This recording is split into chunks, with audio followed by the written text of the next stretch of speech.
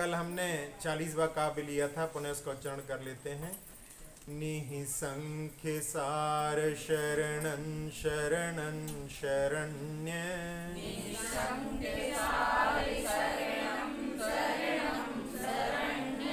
मा साध्य साधित रिपु प्रथिता वदानम्,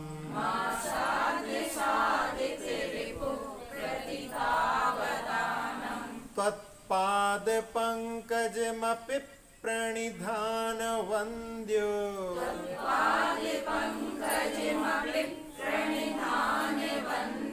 वन्द्योऽस्मि चेद्भुवन पावन हाहतोऽस्मि।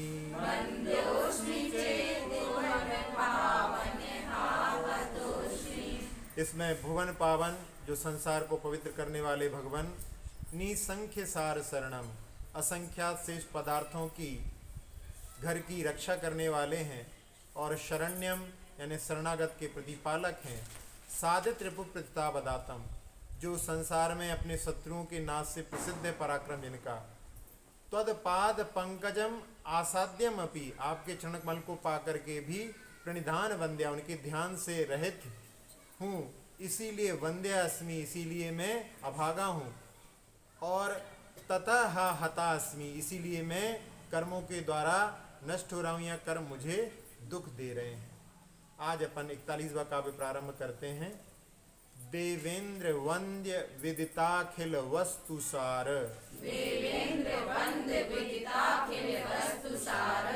संसार तारक विभो भुवनाधिनाथ,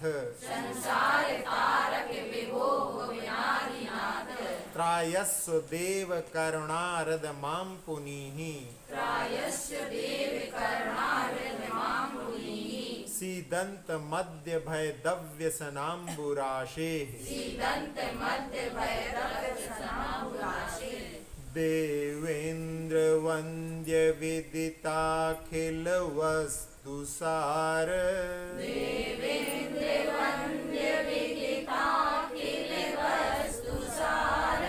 संसार तारक विभो भुवनाधिनाथ,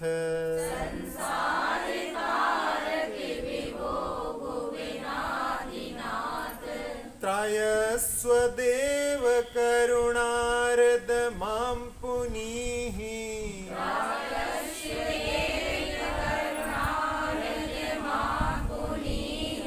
सीदंत मध्य भय दव्यसनाम्बुराशे, सीदंत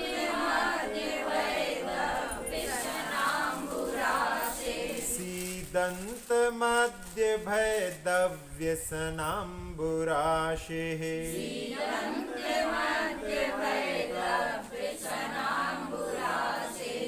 इस 41वें काव्य में भी बहुत सारे विशेषणों के साथ में संबोधन किया है। भगवान देवेंद्र वंद्य हैं, शत इंद्रों के द्वारा वंदनीय होते हैं। विदित अखिल वस्तु सार, सब पदार्थों के रहस्य को जानने वाले हैं। संसार तारक हैं, संसार समुद्र से पार करने वाले हैं। विभु, जो सब जगह व्याप्त हैं। भुवनादिनाथ, 3 लोक के स्वामिन हैं। करुणारद, दया के सरोवर हैं। और देव, जो अपनी आत्मा में क्रीड़ा करते हैं। अद्य सीदंतम माम, मैं दुख से तड़प रहा हूँ, ऐसे मुझको भयद व्यसन अंबुरा से, जो भयंकर दुखों का समुद्र है, उससे त्रायस्व पुनाही, त्रायस्व पुनीहि, यानी उससे आप हमारे लिए बचाओ और पवित्र करो। ऐसी इसमें जो है भगवान से पुकार की गई है। इसमें बहुत सारे जो संबोधन दिए गए हैं, उसमें देवेंद्र वंद्य के बारे में कि भगवान 100 इंद्रों के द्वारा पूजनीय होते हैं, जिसमें आचार्य कुंद कुंद स्वामी ने एक पंचास्तिकाय नाम का ग्रंथ है, उसके मंगलाचरण में लिखा है सद इंद वंदियाणम, जो 100 इंद्रों के द्वारा वंदित होते हैं। प्राचीन गाथा के रूप में भवनालय 40 व्यंतर देवाण होंति 32 कप्पा मर 24 चंदो सूरो नरो तिरियो। इसमें भवनवासी के 40 इंद्र होते हैं।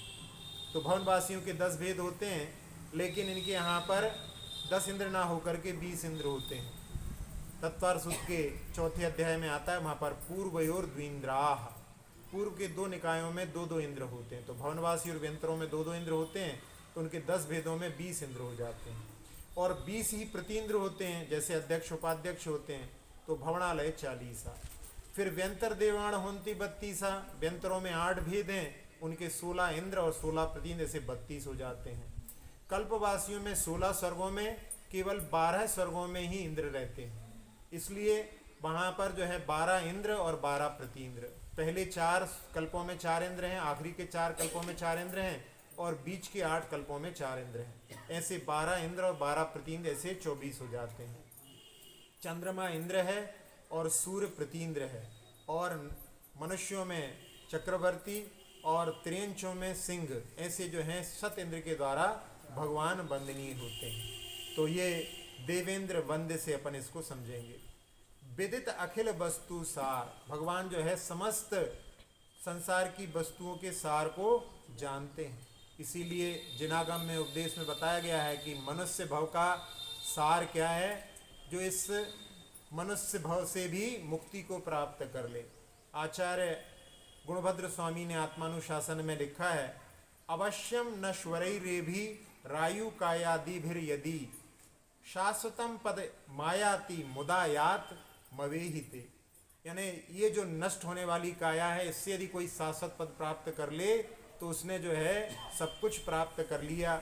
ऐसा जो है मनुष्य काया के माध्यम से संभव है। आप लोग भी जहाँ पर पढ़ते हैं 12 भावनाओं में, मंगत राय की भावना में आता है वो, काना पौड़ा पड़ा हाथ ज्यों चूसे तो रोवे, फले अनंत जो धर्म ध्यान की भूमि बिसे बोवे। वैसे ये जो है पंक्तियाँ जो है मूल में आचार्य गुणभद्र स्वामी ने आत्मानुशासन में ही एक गाथा में वहाँ पर दी हुई हैं, उसी का ये पद्यानुवाद जैसा है। तो वहाँ पर जैसे जो पौड़ा होता है जिसमें कोई रस नहीं होता, गांठ जो होती है गन्ने की, उसको वहाँ पर कोई यदि चूसता है तो उसके माध्यम से केवल दांत ही टूटते हैं, यानी उससे केवल रुदन ही प्राप्त होता है। और उसको कोई बो देता है तो उससे गन्ने की फसल आ जाती है। इसी प्रकार से मनुष्य का भी जो जीवन है, उससे वहाँ पर जो कुछ भी प्राप्त होता है वो यदि देखे सांसारिक दृष्टि से तो कुछ भी प्राप्त नहीं होता, केवल कर्मों का अर्जन होता है। यदि इसको धर्म ध्यान की भूमि पर बो देते हैं तो उसके माध्यम से मुक्ति भी प्राप्त हो सकती है। इसलिए भगवान के द्वारा बताया गया जो सार है, उसको यदि अपन समझ लें तो उसके माध्यम से अपने लिए कल्याण का मार्ग भी प्रशस्त हो सकता है। और भगवान ने अपने लिए संसार को देखने के लिए 2 नेत्र के समान प्रदान किए हैं, एक व्यवहार नय और एक निश्चय नय। ये 2 नेत्र के समान है। यदि एक नेत्र से अपन देखेंगे तो अपने को वस्तु सही दिखाई नहीं देगी। व्यवहार नय जो रहता है वो जो वास्तविकता है उसको नहीं दिखाता, जो वर्तमान की स्थिति है, वर्तमान पर्याय को दिखाता है। और निश्चय नय जो रहता है वो वास्तविकता को दिखाता है। जैसे पानी गर्म है अभी इस समय में, तो गर्म उसकी पानी की पर्याय को व्यवहार नहीं कहेगा कि ये गर्म पानी है, और निश्चय नहीं कहेगा कि ये पानी भले ही गर्म है लेकिन पानी का स्वभाव तो शीतल है। अब जिसने केवल निश्चय नहीं को पकड़ लिया वो सोचता है पानी तो शीतल होता है, यदि उस पानी का पान करेगा तो अपने मुख को जला लेगा। और एक व्यक्ति जो सोच रहा है केवल व्यवहार नय को पकड़ करके, वो कहता है पानी तो गर्म है, अब वो भी प्यासा रहेगा। लेकिन दोनों नयों का यदि आलम्बन लेकर के कि इसका स्वभाव तो शीतलता है, जैसे ही अग्नि का संयोग छूटेगा ये अपने आप शीतलता को प्राप्त कर लेगा। तो दोनों नयों के माध्यम से वो वहाँ पर अपनी प्यास को बुझा सकता है। तो ऐसे दोनों नयों की आवश्यकता बतलाई है। आचार्य अमृतचंद जी ने हार का उदाहरण दिया है। हार में एक धागा होता है, बहुत सारे मोती होते हैं, तो बहुत सारे मोती जो हैं उसकी पर्यायों के प्रतीक हैं, और उसके बीच में जो धागा होता है वो निश्चय का यानी द्रव्य दृष्टि का प्रतीक है। इस प्रकार से 2 नयों के माध्यम से अपने लिए जो वस्तु का सही स्वरूप ज्ञान होता है और अपने उस वस्तु को कैसे प्राप्त करना है।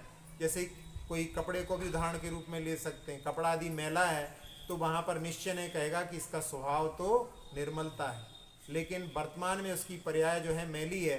अब उस मैल को दूर करके शुद्ध अवस्था को भी प्राप्त किया जा सकता है।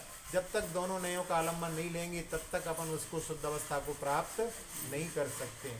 इसी प्रकार से भगवान ने जहाँ विशापहार स्तोत्र में कवि धनंजय ने एक बात लिखी है, तवान अवस्था परमार्थ तत्व। परमार्थ तत्व भगवान ने परिवर्तनशीलता बताया। इस संसार में कुछ भी स्थिर नहीं है, सब कुछ परिवर्तनशील है। तो उसके माध्यम से जो अपने लिए काया भी मिली है वो भी परिवर्तनशील है। ये काया तो एक किराए की कोठी है और हमने इसको हर भाव में प्राप्त किया है। हमने उसके ऊपर अधिकार जमा करके, जैसे आजकल होता है ना, किराए के मकान में ज़्यादा दिन तक रहते हैं तो उस पर अपना अधिकार जमाने लगते हैं। ऐसे ही हमने जिस शरीर को प्राप्त किया है उसको हम समझने लगते हैं कि बस यही हमारा सब कुछ है, लेकिन वो भी हमारी किराए की कोठी है। जब तक आयु कर्म का किराया दे रहे हैं तब तक इसमें रहने को मिलेगा, इसके बाद में इसको छोड़ करके जाना है। तो ये परिवर्तनशीलता का सिद्धांत जब समझ में आता है तो व्यक्ति वर्तमान के परिवेश में ज़्यादा रमता नहीं है। वहाँ से भी किस प्रकार से अपने लिए मुक्ति के लिए मार्ग अपना प्रशस्त करना है, ये भी इसके माध्यम से अपन सीख सकते हैं। फिर भगवान के लिए कहा करुणा हृद। भगवान करुणा के सरोवर हैं, दया के सरोवर हैं। जहाँ कुछ उदाहरणों के माध्यम से अपन समझें कि कभी कभी धार्मिक व्यक्ति जो रहता है अपने साधर्मी बंधुओं के प्रति भी कितना करुणा का भाव रखता है। एक बनारस के सेठ थे, एक बार वो गंगा के किनारे पर जा रहे थे, उनको एक व्यक्ति गंगा में डूबता हुआ दिखाई दिया और उस समय में कोई भी उसको बचाने के लिए नहीं जा रहा था और उन्होंने करुणा के भाव से भर करके जा करके उसको बचाया। बाहर निकाला, देखा तो उनका ही मुनीम था। उससे पूछा किसने तुम्हें धक्का दे दिया था, किसने तुम्हें वहाँ पर बांध करके फेंक दिया था या धक्का दे दिया था, ऐसा कहा।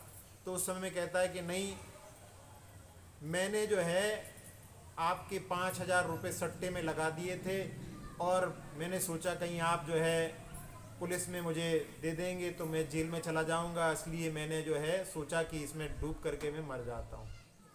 तो उन्होंने कहा कि तुमने हमारे ऊपर ऐसा क्यों सोच लिया कि हम तुम्हें जेल में दे देंगे, और उस समय में तुम युवा हो, गलतियां हो जाती हैं, इसलिए भूल जाओ उसको। और तुम जो है तो कहले फिर मैं आपके यहाँ पर अब काम नहीं कर सकूँगा क्या? कहले क्यों नहीं कर सकोगे, जब मैं तुमसे बोल रहा हूँ उसको जो है तुम उसमें डाल दो, खाते में डाल दो और तुम काम पर लग जाओ।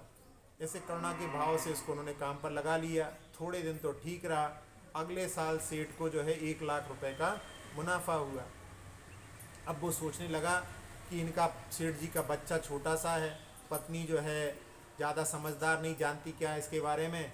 यदि पति का जो है ना सेठ जी का यदि मरण हो जाए तो सारी दौलत मुझे मिल जाएगी। ऐसे भाव से उसने उनके लिए 1 गिलास दूध में साखियाँ मिला करके और लेकर के पहुंच गया कि आज हमारी पत्नी ने बोला है कि हमारे यहाँ पर गाय ने बछड़ा दिया था, 10 दिन तक तो हम लोग दूध पीते नहीं हैं, फिर 10 दिन के बाद में पीते हैं, तो आज पहला जो है गिलास आपके लिए भेजा है। सेठ जी ने कहा कि हम भोजन के बाद पिएंगे, सुशी के साथ पीते हैं, बाद में नहीं, पहले नहीं लेते, तो उसको रख के चले जाओ। वो रख करके चला गया और इसी बीच में कोई बिल्ली आई और बिल्ली ने पिया तो बिल्ली मरण को प्राप्त हो गई। पड़ोस में कहीं से खबर भी आ गई। तो उस समय में वो जो है सेठ जी को दूसरे दिन देखा तो दुकान पर बैठे हुए हैं, तो उसने सोचा ये तो हमारा बार तो चला गया। फिर उधर सेठ जी को रात में सपना आया और सपने में उनको वो पूरा दृश्य वहाँ पर कि इसने जहर मिलाया था। तो उस समय में उन्होंने अपनी पत्नी को बताया, तो पत्नी ने कहा कि फिर इसको निकाल क्यों नहीं देते? तो उन्होंने कहा कि नहीं, मैं अपने करुणा के माध्यम से इसके हृदय को परिवर्तित करूँगा, ये साधर्मी बंधु है मेरा। तो ऐसे भावों के साथ में उन्होंने जो है आगे ध्यान नहीं दिया, आगे बात बढ़ गई। फिर उसने जो है उनके लिए एक सपेरा दिखाई दिया, उसको बुलाया, उससे पूछा कि कोई जहरीला सांप दो।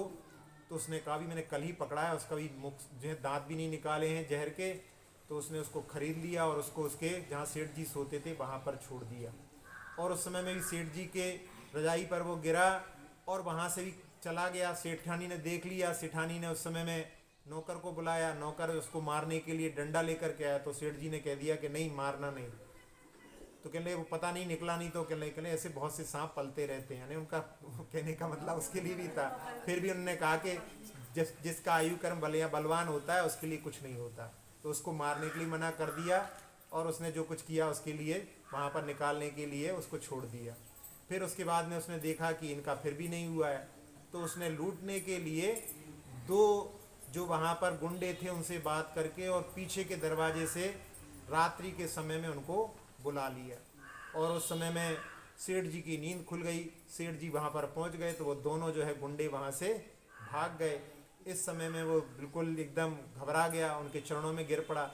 और उस समय में फिर वहाँ पर वो उसको कहने लगे कि तुम जो है इस प्रकार के कार्य करते करते थक जाओगे, लेकिन मैं तुम्हारे प्रति करुणा का जो है व्यवहार बंद नहीं करूँगा।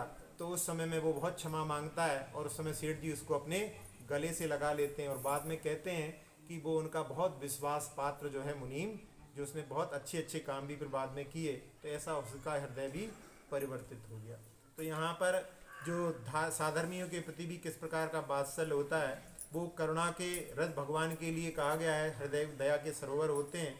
तो ऐसे भगवान के लिए यहाँ पर कह रहे हैं कि भगवान इस संसार जो कि दुखों का समुद्र है उसमें मैं डूब रहा हूँ, उसमें से निकाल करके मुझे बचाओ, मुझे पवित्र करो। यहाँ पर भी जो है पवित्र करो, मुझे बचाओ। तो इस काव्य के माध्यम से भी अपन कह सकते हैं कि ये सारे काव्य जो हैं आखिरी के भगवान की भक्ति की बहुत निकटता के माध्यम से ऐसे उद्गार आचार्य कुमुदचंद्र जी महाराज के मुख से निकल रहे हैं। और अपन ने पहले देखा था कि उनके समय वहाँ पर राज्यसभा में जो संकट था, उस समय की स्थिति में उन्होंने पार्श्वनाथ भगवान के बिंब को प्रकट किया था। तो इन्हीं किसी काव्यों के बीच में वहाँ पर पार्श्वनाथ भगवान का बिंब प्रकट हुआ होगा, ऐसा अपन इन काव्यों के अंतर मंथन से देख सकते हैं।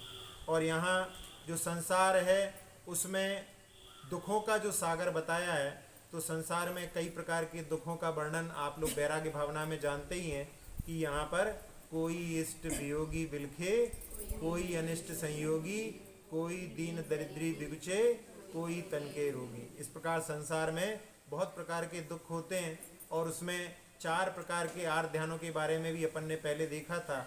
एक होता है योगज, इस काव्य में जो है ना, कोई अनिष्ट संयोगी, तो अनिष्ट संयोग हो जाता है उससे भी दुखी रहता है, कोई इष्ट के वियोग से दुखी हो जाता है, और कोई पीड़ा चिंतन से शरीर में व्याधि हो गई तो दुखी रहता है, और कोई किसी चीज़ों की प्राप्ति के लिए मन में कि कब प्राप्त होंगी कब प्राप्त होंगी, ऐसे निदान के माध्यम से दुखी होता है। तो ये सब जो है दुख, संसार के जो दुख हैं पूरे लगे ही रहते हैं, एक के बाद में एक। अपन यदि उनका देखो जीवन, श्री राम के जीवन को देखो तो उनके जीवन में कितने, कल जो है उनका राज तिलक होने वाला था और आज उनका वनवास हो गया। बाद में वहाँ पर वन में भी जो है सीता का हरण हो गया। सीता का जैसे तैसे उन्होंने प्राप्त किया, प्राप्त करने के बाद में फिर लोकापवाद हो गया, तो फिर सीता को उन्होंने वन में छोड़ दिया। तो ऐसे उनके जीवन में फिर बाद में सीता प्राप्त हुई, तो फिर सीता ने दीक्षा ले ली, तो फिर जो है हाथ में आते आते ही फिर वो जो है इस प्रकार की स्थिति बन गई। तो संसार का स्वरूप समझ करके यहाँ पर आचार्य महाराज कह रहे हैं कि ये दुखों का संसार है, इससे जो है हमको निकालो। और एक भगवान का जो दिया है संसार तारक, भगवान संसार से पार करने वाले हैं।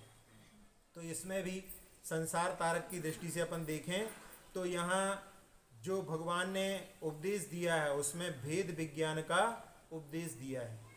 अपने शरीर से अपन अपने शरीर को अपना मानते हैं, शरीर अपने से भिन्न है, आत्मा भिन्न है। ये भेद विज्ञान जब तक नहीं होता है तब तक व्यक्ति मिथ्यात्व के कारण में शरीर को ही अपना सब कुछ मानता है। इसीलिए आचार्य अमृतचंद जी ने अमृत कलश में एक जो है श्लोक लिखा है, भेद विज्ञानता सिद्धा एकल कीचना, तस्सेव अभाव तो बद्धा बद्धा एकल कीचना। जितने भी संसार में बंधे हुए हैं, संसार से जो भी मुक्त नहीं हुए हैं, अपन सभी लोग भेद विज्ञान के अभाव से ही अपने संसार में बंधे हुए हैं।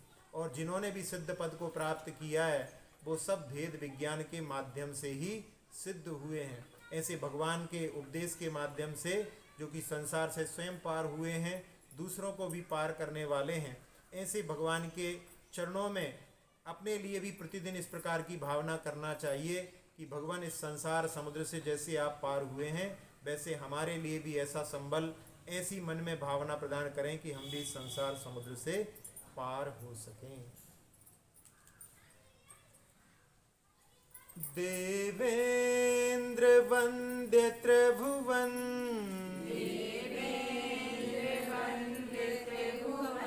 तारक त्रिलोक स्वामिन सर्वज्ञ दया सिंधु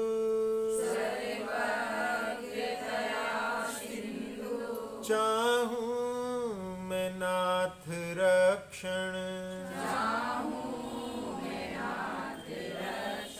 कर दो पवित्र तड़पूं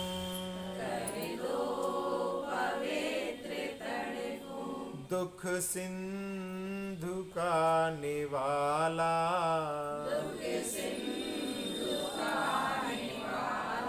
कल्याण का है मंदिर प्रभु गुण की है ये माला स्तोत्र ये निराला चार जो आर ध्यान होते हैं उनके लिए उदाहरण के माध्यम से समझने के लिए बच्चे लोग क्रिकेट खेल रहे हैं और क्रिकेट खेलते खेलते बारिश होने लगी। अब उनका खेल नहीं पा रहे हैं तो ये अनिष्ट का संयोग हो गया। अब खेलते खेलते जो है बाल गुम हो गई तो इष्ट का वियोग हो गया। बाल चली गई तो कैसे खेलेंगे, तो इस प्रकार से हो गए। अब पीड़ा चिंतन, कोई खेलते खेलते गिर पड़ा, अब वो खेल नहीं पा रहा है, बैठा हुआ है वहाँ पे, वो खेल भी नहीं पा रहा है और वहाँ पे शरीर की पीड़ा है, तो इस प्रकार से पीड़ा चिंतन हो गए। और उसके बाद में आपस में बात कर रहे हैं, कह रहे हैं कि अब मैं कल से नहीं आऊँगा, पिताजी ने बोला है कि यदि तुम पास होगे तो तुम्हारे लिए बाइक दिलवाएंगे और नहीं पास हो पाए तो फिर तुम्हें ऑटो चलाना पड़ेगा, इसलिए मैं कल से खेलने नहीं आऊँगा, मुझे अच्छे से पढ़ना है। तो वो उस प्रकार का वहाँ पर आगे कि मुझे बाइक मिलेगी इसलिए वो पढ़ना छोड़ रहा है, तो और साथ साथ में ये भी डर है कि यदि मैं खेलूँगा तो ऐसी स्थिति बनेगी कि मुझे ऑटो चलाना पड़ेगा। तो इस प्रकार से इस चारों प्रकार के आर ध्यान को अपन इसके माध्यम से समझ सकते हैं। पुनः अपन इस काव्य का पाठ कर लेते हैं।